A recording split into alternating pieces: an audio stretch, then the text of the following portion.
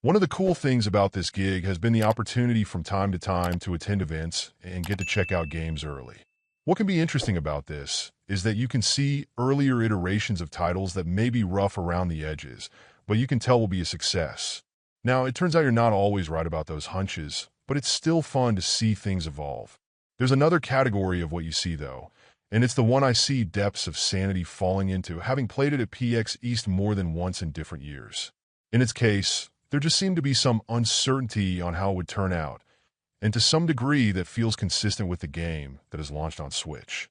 Some of the things that have always been a constant in each iteration I played, and which work well in the game, are first it being a different take on the Metroidvania genre, since you're controlling a submarine working through the depths instead of being on foot.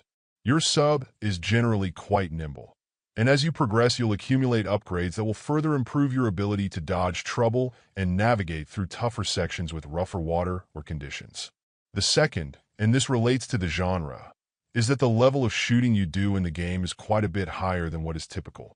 In particular, when you're in some of the boss fights, the enclosed area and play feel more like an arcade shooter than a Metroidvania. But overall, this works for me regardless. The third is the psychological component that does creep its way into things the further you go. It may not work for everyone, but this always seemed like it could create interesting opportunities, and the final product does at least bear that out to a degree.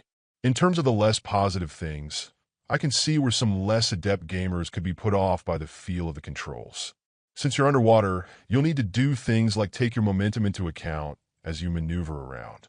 While it isn't all that common, this does include some tighter and tougher areas you'll need to try to navigate, so I can see where it won't be for everyone.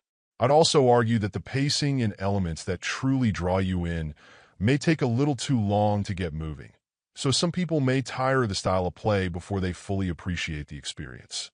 Getting your bearings and understanding how the map can be extremely instructive and helpful may have gone more smoothly with a little more in-game direction initially, but I'd hope most gamers can feel comfortable enough to venture out and experiment a little just to get the ball rolling.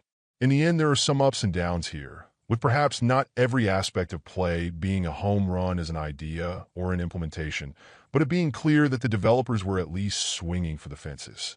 Where someone like me may see the novelty and the fresh take on genre gameplay, others may see too much of a deviation from the norm and wall themselves off from enjoying something with a slightly different flavor.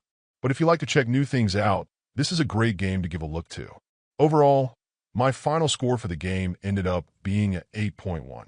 And if you're interested in picking it up, it's currently available on the Switch eShop for $19.99. Thank you for taking the time to listen to this review. And if you'd like more information or ideas of indie games worth checking out on Switch, be sure to click on the link provided in the description. Until next time,